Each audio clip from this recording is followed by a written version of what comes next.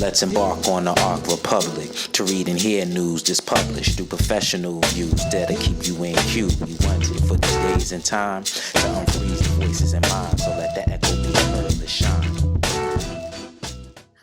Greetings. My name is Kaia Shivers, and this is part 2 of our conversation with ancestors with Dr. Rolanda West Spencer. Hi, Dr. Spencer. Hello. And Reverend A. Baba Todd Jackson. Peace. Lafia. Peace. Shea Lafianio. So we had a really good conversation that started talking about, the passing of Chadwick Boseman and ancestors. So it was so enthralling and so many layers that, almost 2 hours in, we had to stop. People got family, babies, sleep to be had. And we wanted to continue this conversation. So in this talk, we're going to first reflect. I want to know, what do you guys thought about the last conversation and how did it bring some insight? Was there anything else that you wanted to say? Ladies first, sisters first. I would say that I think the conversation was necessary. I think that that's a conversation that many people are having within their own circles, but maybe not bringing those conversations to the forefront for, a number of reasons. So I think the conversation needs to be had. I'm glad we're doing this, and I'm actually I'm glad we're having a part 2 so we can delve a little bit deeper into some of the things that we discussed last week. Well, it made me kind of reflect on when you even mention ancestors, how it has been demonized, and really how our people look at that and understand that whole concept. They got it from Hollywood or white Christian, I call it white Christian theological thought.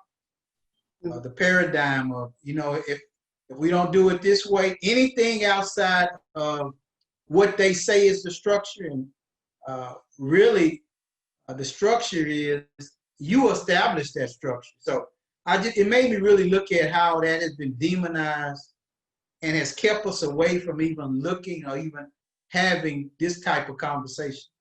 Mm-hmm.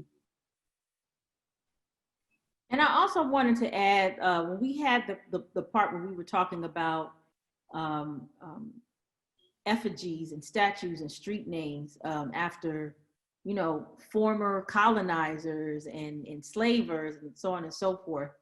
I was like, when Black people talk about our ancestors, we're ridiculed and we're called, oh, those are ghosts. You're seeing ghosts, right? But when the dominant, white folk, when they talk about ancestors, they're heroes.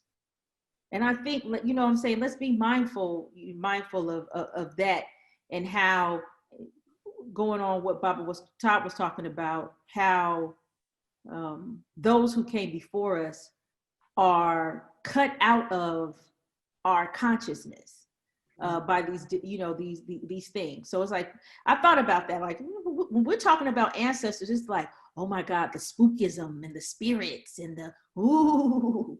But you go on HBO right now, and I guarantee you about 50% of their programming is on their ancestors. All of the British stuff, the Norway, the Norse gods, the Greek gods, and the Troy and all this other stuff. So, just be very clear that, what is happening, and, the importance of like remembering where you come from and like thinking about that and thinking through that and using that and tapping into that energy and that power source.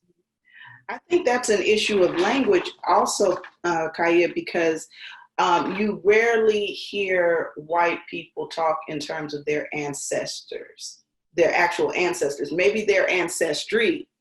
I came from this place, or these types of people, but you hardly ever hear them speak in reverence of their ancestors, just like on a daily basis, especially not in terms of honoring their ancestors. And I think that comes from a lot of it comes from this disconnect between from community where dominant cultures lie, right? There's this individualist, capitalist notion in the United States, whereas African people are people of communal living. You know what I mean? It's about the whole, not the individual. So when you look at particularly white Christians in terms of their reverence, it's not for the ancestors. It may be for Jesus Christ. It may be for, the Holy Ghost, or, whatever thing they're talking about within the Bible.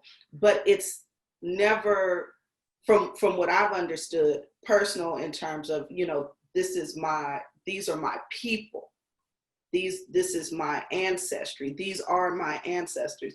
Maybe when they come, like when I hear my students talk about them being on the Mayflower or something like that, but they know who their ancestors are, but they don't honor them and hold them in reverence like Black folks do.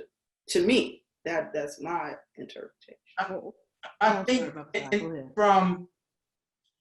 let's look at this from a subconscious perspective. The thing that you focus on is the thing that you give power. They don't have to go around and do an actual veneration because it's constantly there. Like you said, it's constantly in the monuments, it's on the money, it's on TV. And so in a way, you are constantly venerating their energy. They know Ancestry.com or whatever the case. They know who their ancestors are. The Italians, they set a place here. The Germans, the Polish, all those people, the Jewish, the Ashkenazi Jew, all of those people have set up some type of either monument or organization that constantly reaffirms who they are and their ancestry. Right.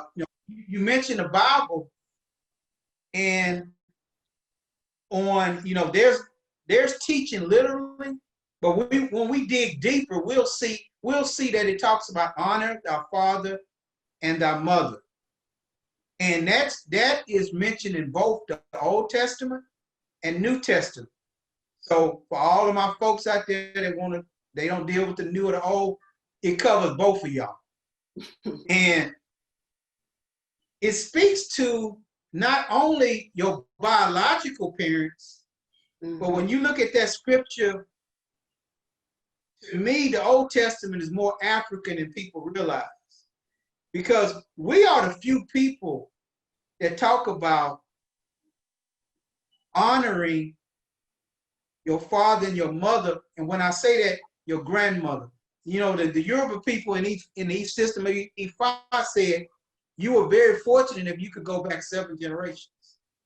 And so the whole concept of finding out who your ancestors are, who was Big Mama's mama, who was your great-great-grandmother, all of that to me reaffirms, it strengthens, and it empowers you. Just while we're on the Bible, in Joshua, I want to say it was Joshua, the 6th chapter, when they were crossing over the Jordan River, he said they take 12 stones and set them up as a memorial, which in a sense is an altar, is a shrine.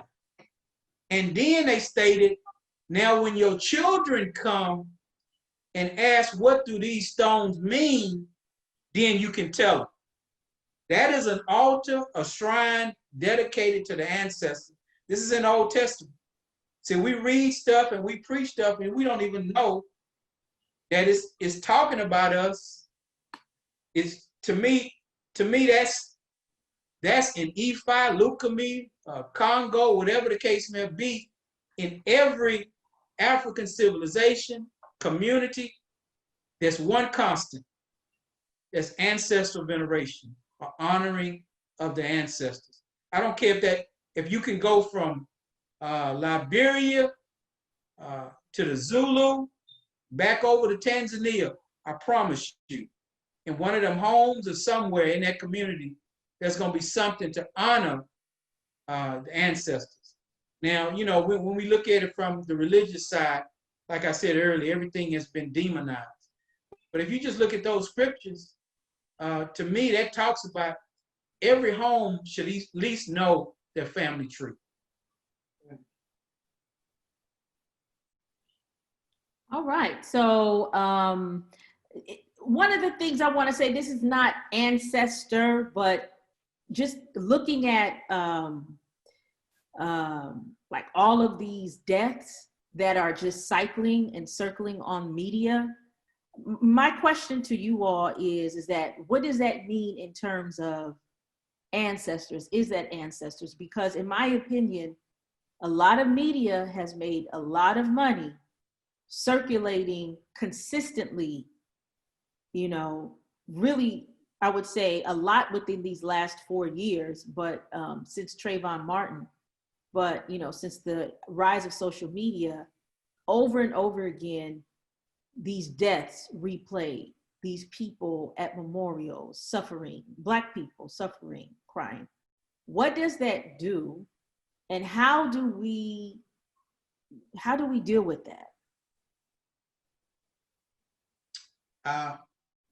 To me, it is part of the mental warfare. If something is being shown to you continuously about, you know, policemen are killing Black people, and if that's the headline continues, then what it does is it brings about fear, anxiety, hopelessness. Because one of the things that I was hearing when we were going through the Arbery, I think it was it Arbery? Can't think of his last name. The brother in Georgia that was killed. And then Ahmaud Arbery. Ahmaud Arbery, yeah. Excuse me for that. And then George Floyd. The first thing I would hear Black people say is, you know, just by looking on Facebook, you know, they're always killing us. You know, it ain't gonna never stop. We're not gonna never be safe. That is a seed that has been planted into the subconscious. And so we are in a warfare for our minds, for our sanity, for our peace. And so we have to be careful what is going in. What are you viewing? You know, you might need to take a break from social media. You need to take a break from social media. You need to take a break from media. To me, that is the biggest ritual being performed on Black people, is because the first time the police kill somebody or somebody dies, then we get the same people that come up, all of a sudden it's like they pop up out of nowhere, and they're holding a protest or a press conference. And what I began to notice is there's nothing new that's being said. You know, there's never any new statements, advice for our people. And so people begin to get exhausted. They're tired, and then hopelessness sets in. You know, they just keep killing us. These are the statements that I would hear or read. And so that's all a part of the mental warfare. You know, you are in a fight for your mind, for your spirit. And you're gonna always come out on the short end if you don't recognize it. That's interesting that you brought that up, because what we see now, especially in 2020, is that there's this this influx of protests. We've seen them for the last definitely 5-10 years, but now they're lasting longer. Now you have more rioting than we've seen in a long time, more looting than we've seen in a long time. But what we also haven't seen to this degree is the amount of white folks who are participating in these uprisings in the name of Black Lives Matter. So what I wanted to just kind of pose to you guys is, what do you see about this current fight or movement or dare I say revolutionary kind of way of sort of this play towards violence in the protests coming up? Whose fight is this to have? Well, you know, in 2020, I said in the beginning, 2020 symbolically represents setting the foundation. And the foundation has been shaken. And I'm just, you know, I can't prove to you, but I just feel like the ancestral energy is strong, very strong. And could it be that your ancestors are working through other folks to help you? You know, and like you say, I've never seen as many white people protesting. I mean, is it up somewhere in the Northwest? They were having protests. I didn't see no black people on the screen, on the camera. So, I mean, this whole thing is, to me, is when people have called out for some assistance from the spiritual world, let the spirit world take its course. It can happen however it chooses. I'm just one to believe that there's ancestral energy there to help and assist us in this journey, because you know we're looking for we're crying out for some assistance, and the ancestors are already there. The spiritual energy, God is already there to help us achieve and get to that place we've been searching and seeking for. So I'm like this: however it come, so be it. Yeah, so that brings me then to, then what is the fight for? So what do we get? Let's just say the fight happens, whatever it is, whether it's in the form of civil war, whether it's in terms of extreme policy initiatives, however it comes. How do we win? What is the prize? Yeah, that's an excellent question. That's a good question. That's an excellent question, because I think for me, well, those were two excellent questions that you posed.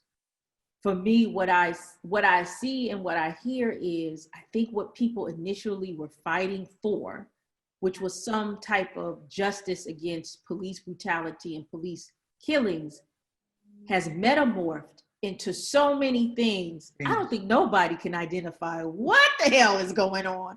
Right. I mean, I'm just, I'm getting reports about, some stuff that was going on during the March on Washington in DC, and during that time, and then reports on Portland. I would say that, in my opinion, and this is why I said, like, how do we take this energy and this stuff surrounded around these Black deaths, and how the energy is being used? Because I believe that the energy around the protests for racial justice, and against inequities and injustices, that energy is being harnessed and used to fight some battles and things I don't even know about. Like, I was like, I don't even know. You know what I'm saying? Like, I was talking to somebody and yesterday, and the sister didn't know that the Rittenhouse, the Kyle Rittenhouse, the shooter in Kenosha, shot 3 white men. Yeah. White people. Right. And you haven't heard much about that. We don't even know who these victims are. Usually there's this memorial, oh, these victims are, which, as we were talking about, which leads us to believe, like, who are these people exactly on the front lines, and what is this going on? And there are people in Portland, in Wisconsin, that are saying, we're doing these peaceful protests or protests in the day, but at night we go home, because whatever's happening at night, there's this whole other thing. So, I mean, that's kind of like a roundabout, or examples to go back to, like, my initial answer is that there are so many different factions and so many different feuds and fights that are going on. There is no handle on it, which is the perhaps the blessing and the curse in terms of Black Lives Matter, because they wanted to be this organization that was not centralized, right? So they wanted to be this disorganized organization. That was from what Color said, one of the founders. And that was the idea. Nobody has a handle on a lot of what is going on. Not even these quote unquote traditional Black leaders, the Al Sharptons and even the Benjamin Crumps. I don't even know if you would call him a leader. I don't identify him as necessarily a leader. I identify him as a litigator. So I'm thinking right now in this moment, there's just a lot of, in Yoruba, they call it wahala, which is a lot of chaos. And out of that chaos, there will be some, because it's just, to me, it's just the natural law of things. Out of chaos will come some type of order. Right. The thing is that where we're going to be in front of that order, we're going to be the order or you know what I'm saying? Like, and so this always, when all of this started in the beginning and I was here in Italy and streets were desolate and I was like, why? All this other stuff. I said, we really need to be about thinking about who we are going to be and what we want to be on the other side of this. And so in all of this, and I think that's why it's so important to kind of pull on those who have, because I'm pretty sure, this is nothing new. You know what I mean? Leading up to the Civil War, leading up to all of these things, this energy, this chaos is something that happened. So I think really it is us pulling on our ancestors to guide us through and give us the insight on how we need to move and be fearless about it. Because I think also what we're seeing is a lot of kind of like this shaming, this public shaming that's going on. Like if you're not with the red pill or the blue pill, you know what I'm saying? Right. You ain't shit. So, that's another thing, about it is that I don't know any time in the history of the United States, and the United States is very young in the matter of the world, any of the red or the blue pill, has been ride or die for Black folk. Yeah, I think the thing that Rolanda asked, where do we go? What do we do? I think, what is your plan? And I'm going to break that down to an individual basis. What do you want to see when you come up out of this? What do you want to see when you come into 2021 for an individual? Now, as a group, what is the group's plan? The so-called, quote-unquote leaders, what do they want to see? Where do they want to go? To me, I think the number one thing should be economic, some type of economic plan to restore our community. That, and then secondly, that's the next thing is dealing with our mental health. Because you said earlier, there's some exhaustion. Even myself, and after talking to so many people at one point, I think it was back in July. Whenever George Floyd died, that week, I felt so much depression and anxiety and hopelessness from people. It seemed like call after call that I got, conversation after conversation. It was some people ready to throw in the towel. Mm-hmm. And so after, it went for like 3 or 4 days of this constantly. And I'm talking all day conversation. I had to take a step back because I had begun to get that spirit of depression. I was now getting depressed. And I say, I can't afford to be off my game right now. I got too many people relying on me. I had to step back. I went to my home spot outside of Houston, my family, my ancestral land. And I just had to take me a couple of hours, take the shoes off, and my feet standing on the soil, let the sun hit my face, and I had to recalibrate. So a lot of our people don't have a plan individually and as a group. And when you don't have a plan, I'm not saying it has to be detailed, 5-6 pages, but what is it that I want? What is it I want to see? Because your words, your emotions, and your thoughts manifest that thing that you're focusing on. And what's being put in front of us is fear, is hopelessness, is chaos, confusion, sense of clarity. But like I always say, God has equipped you with everything you need. That's your mind, your most important thing. But our ancestors have given us the blueprint. So when they were faced with this situation, who were some of the leaders? What did they do? Now they all didn't agree. Everybody wasn't for Marcus Garvey. You had a lot of folks against that. Booker T. Washington, everybody wasn't for him. But let's look at those people and what they did. That's why our history is so important. That's why studying your culture, your history, and your tradition, the females in our line, Ella Baker, trying to think of the other author, the sister, Ida B. Wells. If we go back and read the stories of these people and what they did under these harsh conditions and how they thought and how they their perspective, it will help our children. It will help us. We should all have reading clubs, book clubs on these people for our millennials, for our young people. Some of us, about 2 years ago, I went back and just studied Marcus Garvey. No, I'm sorry, 3 years ago. I tried to put my hands and study everything on Marcus Garvey because this was a man that garnered a movement without social media, without email. So what did he do? How did he do it? So those are the things we need to do. I'm a firm believer that all you got to do is look back. They set the blueprint on what we need to do. One thing that I wanted to ask from both of you is on this same trajectory is, what do you make of the mass exodus of Black folks, speaking of Marcus Garvey, leaving the United States, particularly for reasons that have to do with economic inequality, racism, violence. What do you see as this doing to the Black community in the United States? Those who are leaving in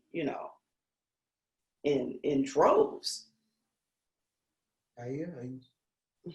Well, I would say I don't think that there are a lot of Black people leaving in droves because we don't have the finances to do it. Mm-hmm. I would even say that the people who are leaving are people who already have some type of international connection. So these are Black people, you know what I'm saying, whose grandparents or parents immigrated. That's what I'm seeing. Like a lot of people, are going back to their recently migrated homes. I'm seeing that more than I'm seeing people who identify as Black American or Native Black or African American moving, because living abroad takes a fair amount of resources, but number one, connections. And if you don't have the connections to where you're moving, you better have the resources, because when they see that American passport in a lot of places, it's about that, the money. But I do know that there is a desire, overwhelmingly, to get the hell out of America. Maybe that's the You know what I'm saying? Yeah, people are like, people trying to figure out. Yeah, people are trying to figure out, like, how do I leave this place? Right? You know what I'm saying? And so I think this actually points to the inequities or how far or the gap, because there are quite a few white Americans who have dual citizenship, right? Which I was not aware of until I started working where I work. And I asked one of the students was saying that they had one of their parents was from Europe and one parent was from America. And so they had 2 passports. And then the person they were talking to said, oh, well, I have 3 passports. And then another person joined and said, well, I have 2 passports. And I said, wait a minute, well, how many of you, and it was a class of 15, how many of you have dual passports? And I want to say about 12 people raised their hand. right? And the three people that did not raise their hand were the folk of color. It was a black guy from the States, and two Latinas. So I think it's all about access. But let me even go further. What I discovered is that marriage that international marriage is just not love marriage. Right. It's actually very calculated. You know what I mean? Yeah. In order to maintain an international movement. So I think that that's like really important, to put that out there, because moving abroad is not as simple as you know what I'm saying? You know that, Rolanda, you know that, Baba Todd, I know that. So I want to say that can I just kind of briefly talk about ancestors and exhaustion and just kind of like some things. I wanted people to be clear. There's maybe three type of ancestors, and Baba Todd, correct me or add or subtract, maybe two. So in general, there's two. There is your lineage ancestors, meaning the direct bloodline in which you come from. So your grandparents, your parents, your great-grandparents. And then there's what they call collective ancestors. So these are ancestors, that are served as our heroes, or people that did things that, have, some type of, name recognition generations and generations on, like a Malcolm X and a Septima Clark and, all the people that we call, even back to, ancestors, or even like Mama Panza and what's his name? Ya Asante Wa out of Ghana, right? But then I think as well, I would just add even ancestors who we kind of call upon in the religious contexts. You know what I'm saying? If you're a Christian, Jesus would qualify as an ancestor, right? So I think that's kind of like the third realm, so people can be clear when we're talking about ancestors. You have your own set of ancestors. You don't have to say nothing about Malcolm X ever. And then another thing I also want to say about ancestors, we often praise and name like a King and an X and an Ida B. Wells, which we should, because they sacrificed their lives in order to do what they do.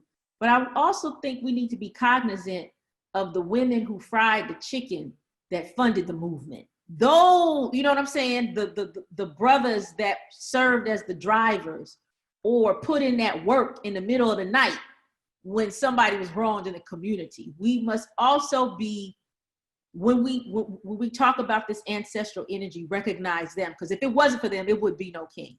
Yeah. And then lastly, exhaustion, right? I've been getting it too. Look at me. Look at this. You know what I'm saying? I've been looking like a tired panda for like 3 years now, and it's accelerated. Right. So there are some things that I want people to consider in order to kind of like reinvigorate themselves, because I too, dealing with depression, exhaustion, overwhelm, helplessness, not knowing what to do, standing in front of a white colleague who is just like, you know what I'm saying? And you're like, my mama's sick, daddy's sick, I just saw a virtual funeral, and you're trying to like, you know what I'm saying? And the world has been trained to see Black people as this resilient people that's like, I'm going to be stoic in the face of all odds, right? And everybody's crumbling on the inside. So here's some things I was thinking of, Baba Todd, when you were talking. Forest bathing. Forest bathing is where you find a forest or a woods or a thick vegetation where maybe it's not a lot of snakes, I don't know, and you walk through it. The energy, trees, and those are, there's a lot of herbs and all this stuff we don't even know about that heals you. And actually forest bathing, they say, comes from the Japanese tradition, where they used to go into the forest, in order to be revitalized and invigorated and also deal with grief. Walking barefoot on the earth or on some grass. If you can't find a forest or the woods, just take off your shoes at a park and walk on the grass. The energy of the earth surges through you, and the soles of your feet are actually your first connection with your ancestors, because the ancestors are buried in the ground, right? Mm-hmm. Good old, they say that, what they do in the church, fast, do a fast. have all these. Go to the water. We talked about that, Baba Todd. The water, you know, whatever it is, salt water, spring water. Here's another one. There's another one called this is one that they came up, like a social media fast or a technology fast. Turn off all technology and just go a day without answering the phone, looking at your computer, just totally, and like do something organic, like write or cook a meal or plant a tree or whatever it is. And then lastly, sleep. A lot of us are actually deprived of sleep. We are. And with that, another thing is that a lot of us need to just have a really good cry and a good shit sometimes. I know that sounds disgusting, but sometimes a good cry followed by a really great bowel movement is a sign of a release, as above, so below. Well, you know, all of that is part of, you know, the earth goes through its shift. You know, it's four times in a year. You know, your spring, your fall, equinox, your summer, your winter solstice. So it would be silly for us to think our bodies don't go through some type of shift, and you live here on this earth. So compounded with COVID-19, you know, you hearing on the news all these people dying. You know, you better not go. You stay in the house. It's a lot. And then, you know, the economy is crashing. You're hearing that. You know, people losing jobs.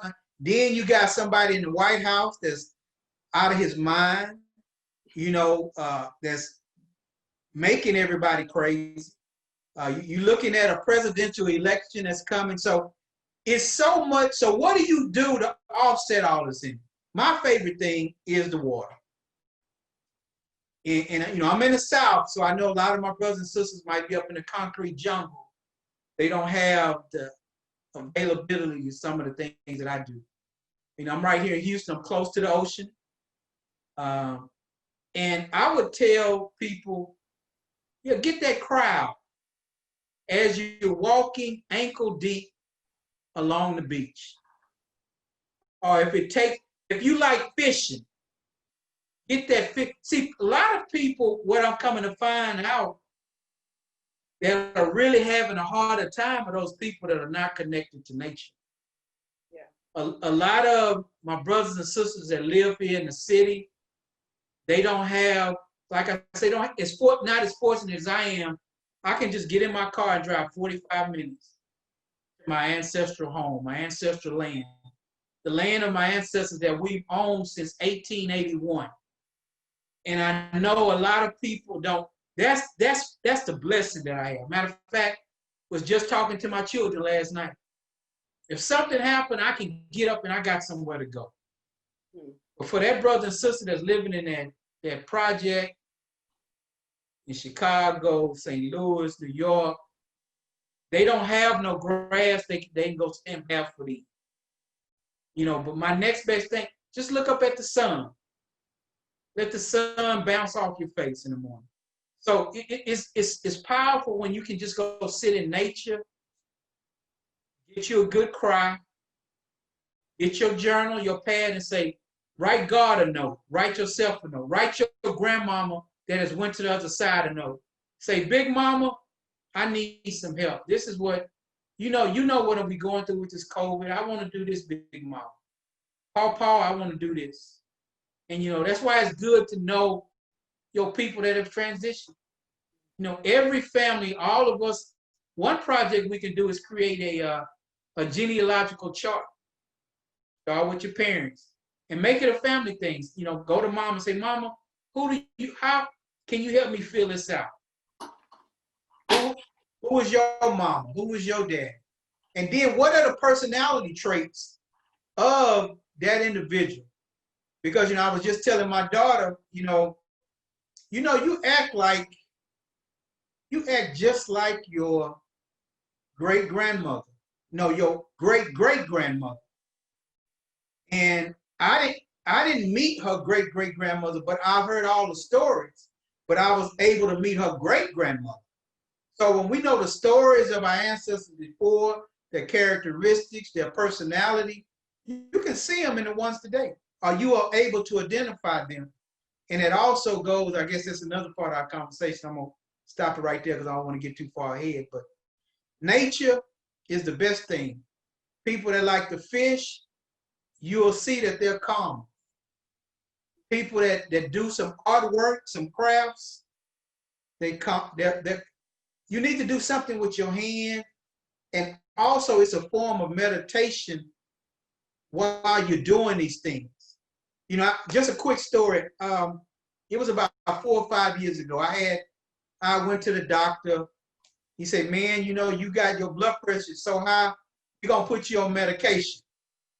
I said, I tell you what, doc, I was getting ready to go to Belize, maybe 3 days from then. I said, I tell you what, I'm getting ready to take this trip.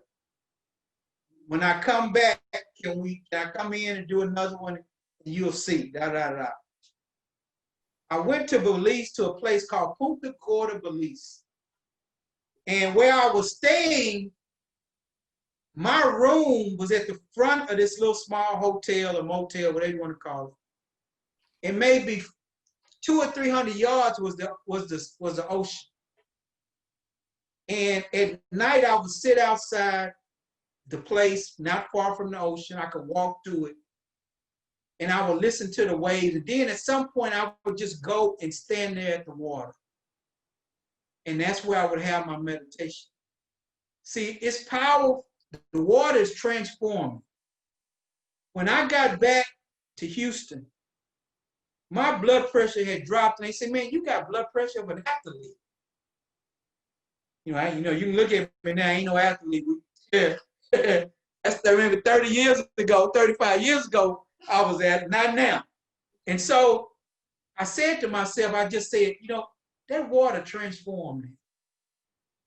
And that's the power of what we always knew is our connection with nature. I got to get to nature. So whatever you got to do, get to nature, y'all. And can I add, Baba Todd, for those who cannot get to water, because I have had that issue at some point, a bath really helps.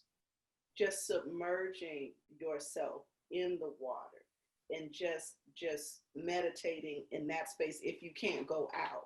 I have a lot of problems with anxiety, and for myself, if I feel too anxious or an attack coming on, I sit in the bath until it subsides. It is the water is healing, and I think that not enough of us take that time to just be aware of ourselves when we're starting to fall into these depressions, into anxiety, where we're being triggered by things. We don't always know that in the moment, but our body responds to it. We feel it. We probably don't think it, right? And I think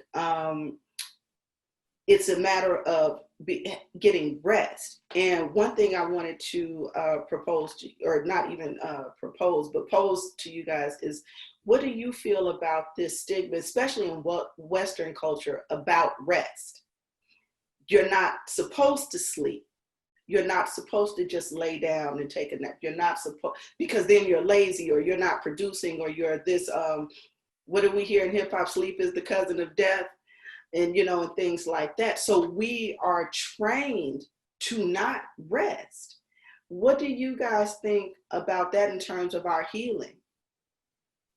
Well, my folks from the country, and I used to hate to go, to some of the older folks' house, because you know what they made us do?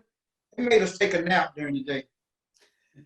They took a nap. And everything shut down. Close the door, TV go off. I mean, it's 2 or 3 o'clock in the day. I said, man, I ain't sleepy to myself. But to me, it was the recharging. Right. They had enough sense to know they had been up early in the morning, 4 or 5 o'clock. So they had to recharge themselves, because it's the same. Your body gonna get that sleep whether you want it or not. And you might as well go and get it before it takes it, because Right. You know, it's gonna get its rest. So, and going back to what you said for those brothers and sisters who don't have nature, a tub of water can work just as well with your intent and your mind on trying to see it done. Use lavender. If you can get some lavender oil, you know, if you can't get lavender, get it. I recommend 3 things. Hyssop. Hyssop is used all throughout the Old Testament, and that's another thing. It's how we use our Bible and the religion that we're in to use the rituals to heal us and transform us. That's a whole nother talk, Kaia. That'll be a whole nother. We might use that one. Yeah, if you can't get hyssop, get lavender. And then the one that Big Mama and them use, if you can't get those, get you some Epsom salt. Oh, I knew. Yeah. Put the Epsom salt in the water, sit there, because the Epsom salt draws down. The lavender, it purifies, it recharges, all of those things.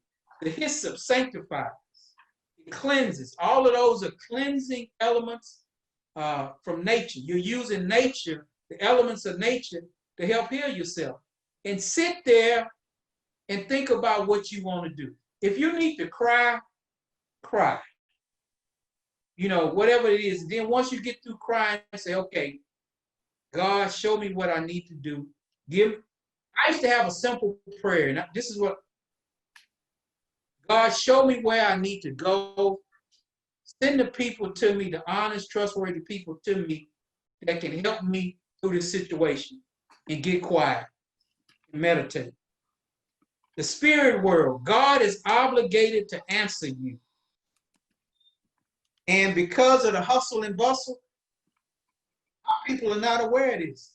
You had a power. Remember I said, God has equipped you with everything you need. Your ancestors will give you the blueprint. Because Big Mama might just show up in that dream and say, I need you to go do this and go do that. So part of our problem is we have left our spirituality and, you know, have given it up because of what some other people have seen. And also big up to those people after the rapper Nipsey Hussle died, and at the funeral, Lauren London talked about how he used to take the sage and burn it and, you know, wipe them down at, you know, with the smoke, wipe, you know, over their body. You know, sage sales went off the roof after that. And we didn't have no stock. You know, and so those of you who did it, keep doing that. I would say, let me add something, and this goes to what Baba Todd was saying. When you do ritual, you must be in some type of deep thought. Some people call it meditation. Some people call it prayer. So you are evoking or invoking the God in you. You know what I'm saying? To provide you complete cover and protection. So it's not just, you know, waving the smoke, but also have intention, right? You know, whatever it is you're doing. Right. And in that, acknowledge your beauty. This is something. So one of my things, like you know, like Rolanda, being in the academy, as you know, first of all, FYI, if y'all didn't know this, Black women across the board get the lowest evaluations in the academy. As well, Black women have the highest, fastest mortality rate, meaning they die the fastest of those in the academy, right? Yeah. So us being professors and having to deal with all of these negotiations, I do as well, you know, and have dealt with like these bouts of, you know, anxiety. I got a whole bunch of stories to tell on that one. But one of these particular moments where I felt like the whole world was coming at me and I could never do what needed to be done, I had to stop and say, you know what, Kaia, you are the total and complete shit. You got it going on. I had to be my own cheerleader. Sorry. I had to be my own cheerleader. So that's what we all got to do in this time where it feels like the whole world is shitting on you. Just the simple of taking that sage. You could even use basil too. You know what I'm saying? As well, if you don't have sage. And just saying, I am everything that I need to be this brilliant, wonderful supernova that I am. Honor yourself first and foremost, you know, and love those little things about you that you know, the moles on your body, you know, the way your toes curl, whatever that looks like. And I think that's really important in this time, that sometimes you just got to stop and like give yourself an applause. Be like, you're wonderful, because ain't nobody gonna think that if you don't. Right. Well, you know, from what you just said, Kaia, is a prayer to yourself. Now, some folks, you know, that's idolatrous. No, No, you know, in New Testament it talks about God say, if you abide in me and I abide in you, what that is simply saying is recognizing and honor the God within yourself. Exactly. Right. And that's why I tell people, don't compare yourself to nobody else. You're uniquely made. We all got a different fingerprint, a different DNA fingerprint. We're all different. But that God that resides in me should honor the God that abides in you. That's why the whole concept of individualism does not work for us. That's why the concept of community works for us. You know, and I always say, if there's a group of sisters that can get together, I ain't talking about all that yak, but I'm talking about building and helping each other, empowering each other. That's the most powerful thing out there, you know. And right now I'm kind of on these reading clubs. Get you something you all can read together, and then empower each other, uplift, encourage each other, and recognize that God in you. The most powerful force, I tell everybody, well, the people that I work with, if you got a group of women that understand who they are, the whole feminine principle, understanding who they are, you know, you can change the world, especially for, and I guess a lot about the protests and what's going on. I got my opinion about what really could be done, but it'll take longer than this. I just feel like we're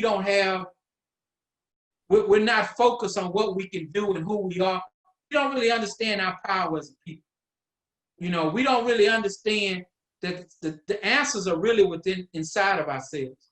We don't have to, Biden or Trump is not your solution. You know, so politics is not your solution. We can change this thing overnight, y'all. And I think a lot of, and I know I'm trying not to get into a conspiracy thing, but a lot of the misdirection with the protests and all this stuff that's coming like out of nowhere, policemen coming to protest, like the one up in Minnesota, they found him busting out the window at the AutoZone. Come to find out it was a policeman. You know, come to find out it was a lot of policemen and something. Those are distractions to keep you off kilter, Right. to keep you from focusing on who you really are and what you can be about.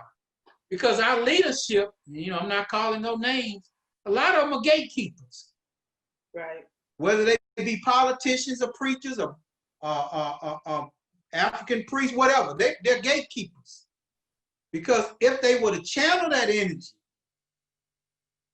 in a way where our mind can make things manifest, we can make things manifest. We'll change this thing overnight. I wonder how much of this has to do, particularly for Black folks, with this concept of maybe it's assimilation, maybe but I feel like there's a misplaced something, I don't know what to call it, where we're trying to acclimate into an environment that is inherently not for us. And so when we do the things that we do, it looks like we're doing something wrong when we're just living, right? So when we go into these spaces, whether it's the academy, whether it's your corporate job, or what have you, the way that we just are naturally is so offensive to the dominant, right? That we are looked at as if we don't know what we're doing because we don't do it like that. And I think that causes a lot of the disconnect that we face, right? We feel like we don't know what we're doing. We feel like we're not as smart as they are. But if I wrote a book and you read it and you interpreted it a certain way, if I wrote it, I can say that's not right, what you said. You see what I'm saying? If I hold the knowledge and I say, and I set the standard for the knowledge, then I'm the smartest, right? But it doesn't mean I know the most. And it doesn't even mean that I understand it better than everybody else. It just means that I created it. So I'm setting the standard for what it is. So when you have a lot of us trying to navigate that, it causes, I think that's where a lot of the depression sets in, a lot of the fatigue, a lot of the anxiety, because we are really operating in a space that is literally not for us. But then what do you do? Because we're here now, right? So what do you do in those spaces? And I often wonder if a lot of the so-called mental illness that we face in our communities in terms of depression, even the physical ailments, are directly linked to how we spend our time every day. Constantly in the face of you're not doing this or that right. You get pulled over by the police. They don't like the way you talk to them. You know, they don't like the way you looked at them. So now you can get shot 7 times in the back, right? And it's justified. You know, there's people who are saying, well, he shouldn't have did that. Why shouldn't he have done that? It wasn't against the law, but there was so much understanding from white folks that I've seen on, well, all he had to do was this. No, it's like, no, that's all you had to do. What he did what he had to do, and there is no wrongness in that, because Black folks understood. Right? I don't have to answer his questions. I don't have to do this. And really, what they're saying is, yeah, you do. Yeah, you do. So it's living in this kind of bizarro world where everything that is right, or quote unquote right in the society, is against you. It's something that you're not even, it goes so against who you are if you are a person who is tribal, who is steeped in community. The individualistic, capitalistic, play is going to get you every time. So how do we survive it? Because now we're talking about an issue of survival, right? Yeah. On an individual basis, Rolanda and Kaia, this is what I tell everybody. The thing that will save you is knowing you. Knowing who you are, what you're here to do, your purpose. And to me, once you began to understand who you are, you began to understand who white America is and how they tick. I think that has been part of the issue, is that we really don't know who we're dealing with. We don't understand the dynamics of it's like going into a game. You don't understand the rules of the game or the opponent, then you in for a long night. And when you especially don't understand your strengths and your weaknesses, and to me, that's why I like with the Yoruba people how they set up the system of Orisha, where each Orisha corresponded to nature. And then in each one of those, an individual can see their personality and their traits and their strengths and their weaknesses. And it shows them how they need to ebb and flow in society. A lot of us, since I know who I am, I know places and things I don't really need to be a part of I don't need to participate. And just imagine if you have a child, we have our children, and we're raising our children, and we can see what their strengths and their weaknesses are, their personality profile, even what Arisha would match with them. Now you can guide their life. You know, even if this child should go to college and become a journalist, or if this child should be more of somebody do something with their hands and be a carpenter, be a electrician. It helps. That's just on the surface. Those things like that, you know, that just understanding who you are and then walking in that, I think is probably the most powerful thing that you can do. Can you imagine if all Black folks did that? Wow. I'm telling you, the thing would flip overnight. Yeah, because I would say this.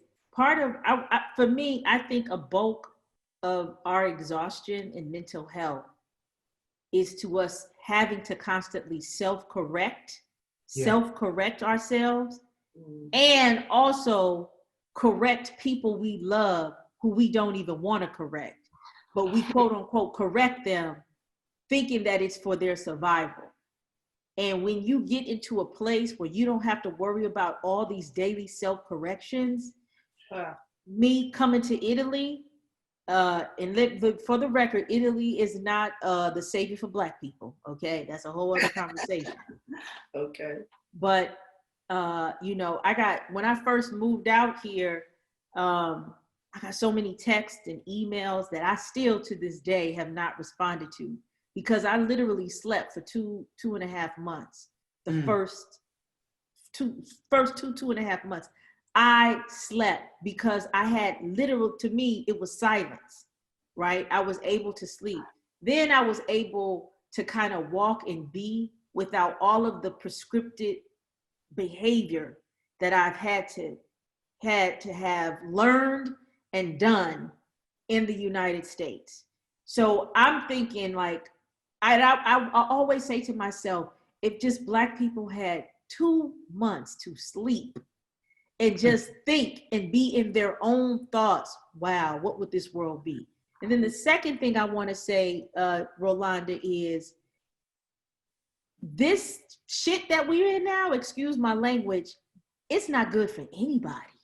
No. Whoever it is, everybody is on the losing side, right? And I think a lot of people have realized that over the years. That's why you see this influx of people taking yoga, you know what I'm saying? You know, going into Native American cultures, African cultures, East Asian, you know, trying to find themselves, because it ain't working for nobody, even those with money, because it's not natural. It ain't working. People got diseases, mental health issues, you know, all this stuff. Families are disrupted, people not, you know what I'm saying? So there's all type of things. It don't work for nobody. The difference is that some people have buffers than other people.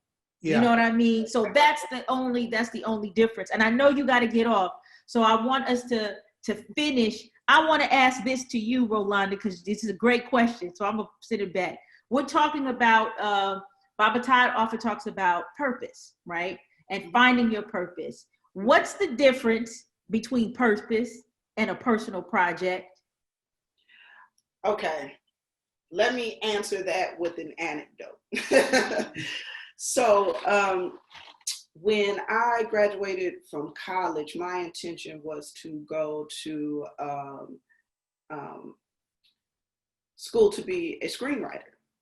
And I gotten accepted into the program, a very good program, but one of the things was you had to raise $30,000 in cash to finish this film.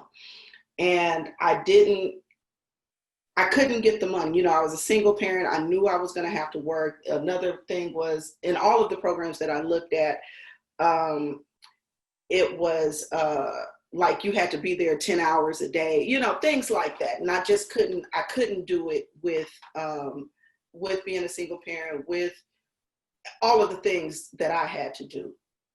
And even when I was a journalist at the time. So even while I was writing, I had this experience where I interviewed with a startup magazine. It was a white guy. And he was like, oh, I really like your writing. I really, want you to start with us immediately, because I was moving back to LA. And then he goes, but you're not going to be able to write about Black people. And I was like, excuse me, because the funny thing was the magazine that I wrote for at the time was not a Black magazine. It was an industry. It was a trade magazine. So I was really kind of thrown back, like, why would he say? Because I don't typically write about Black, quote unquote, Black issues. And what I said to him was, then I'm not going to do it at all, But after that, it was a very long time, probably about 10 or 15 years before I wrote another piece.